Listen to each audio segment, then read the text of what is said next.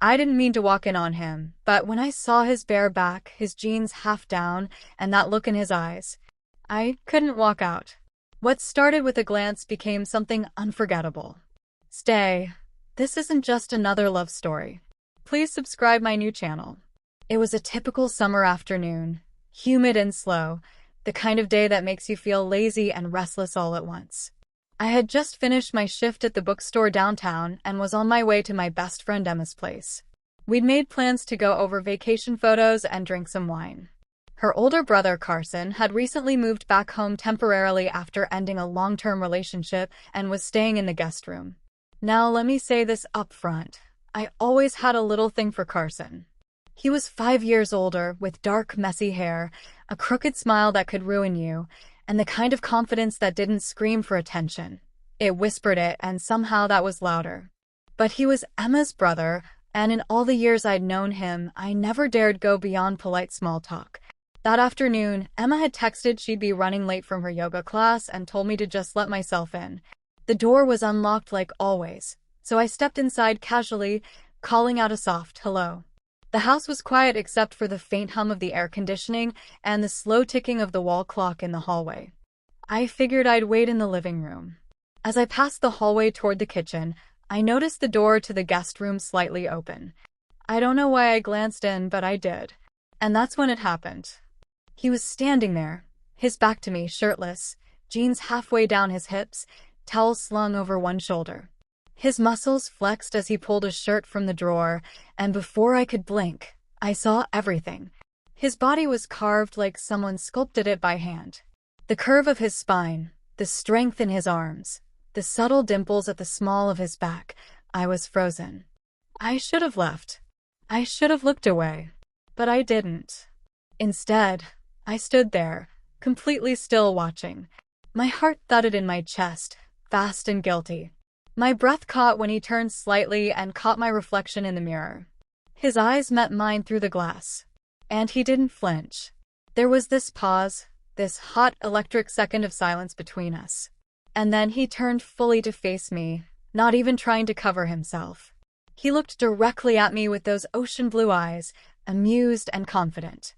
"Enjoying the view?" he asked, casually, like we were just talking over coffee. I should have turned and run out, stuttering apologies. But my legs didn't move. My voice didn't come. I just smiled, blushing. "Didn't mean to sneak up on you," I managed finally. He walked over slowly, picking up his shirt but not putting it on. "You sure about that?" he asked, a teasing edge in his voice. I tried to laugh it off, but it came out too breathy.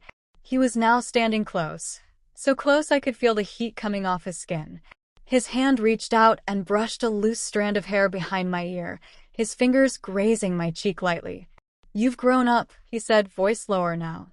I swallowed. "So have you." We just stood there for another moment, hearts pounding, eyes locked. The air between us buzzed with unspoken tension, years of polite smiles and stolen glances, finally boiling over. Then his lips were on mine. It started soft, curious, but quickly turned desperate. I melted into him, fingers threading through his still damp hair, my back against the wall as he pressed into me. His hands were firm, confident, exploring but respectful. We kissed like we had waited forever. Every inch of skin he touched lit up like fire. When he finally pulled back, his forehead resting against mine, he whispered, "Tell me to stop, and I will." But I didn't want him to stop. Instead, I whispered, "I've wanted this for a long time." And just like that, everything changed. We spent the rest of the evening pretending nothing happened when Emma got home. We sat on the couch, all three of us, watching reruns and sipping wine like it was any other night. But every time his hand brushed mine, every time his leg bumped against my knee, I felt it. The secret. The spark. Later that night, when Emma went to bed, I stayed behind to clean up. He came into the kitchen, leaned against the counter, and smiled. "So what happens now?" he asked. "I don't know," I replied honestly. "But I don't regret it." He walked over to me again, hands sliding around my waist, lifting me onto the kitchen counter so we were eye level. "Neither do I," he murmured before kissing me again, slow and deep this time. There was no rush now, no surprise. Just hunger and connection. He carried me to the guest room like I weighed nothing, placing me on the bed and kissing down my neck as I arched into him. Every touch was magnetic, every move deliberate. We took our time. It wasn't just lust. It was something that had been simmering under the surface for years. He undressed me like I was something precious. Every gasp, every moan was met with a smile or a kiss. The intimacy was intoxicating. Afterward, we lay tangled in the sheets, our bodies slick with heat and sweat, hearts sinking as we caught our breath. "I can't believe that just happened," I whispered into the darkness. He brushed his fingers down my arm. "I can. I've been thinking about you for longer than I should admit." I turned to look at him, shocked. "You have?" He nodded. "But I always thought you were off limits." "Because of Emma," I said. "Because of everything," he replied. "But then you walked in and didn't walk out." I laughed softly, tracing the line of his jaw with my fingers. "I guess that changed things."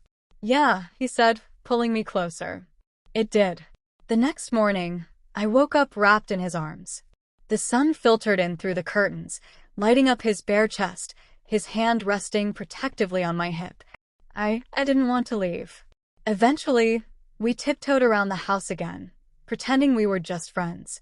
But our secret glances turned into stolen kisses, into late-night conversations, into mornings I didn't want to end. We started seeing each other quietly, in hidden corners and weekend getaways, laughing over how it all started. But the secrecy only added to the thrill. Every encounter was like a fresh spark, a new fire. One evening, we were sitting in his car outside my place. He looked at me with that same intensity from the mirror that first day and said, "I want to tell her." I knew what he meant, "Emma." "Are you sure?" I asked. "I'm not hiding how I feel anymore." So we told her. There was a lot of shock at first, then confusion, then that long sigh Emma does when she realizes things aren't going back to the way they were. But eventually, she came around. Especially when she saw that I wasn't just some girl with a crush anymore. I was someone Carson loved. Because yes, he told me he loved me. And I said it back. Looking back, I know I probably should have knocked. I probably should have walked out the second I saw him half naked. But if I had, I wouldn't be here now. I wouldn't know what it felt like to be touched like that, loved like that, seen like that.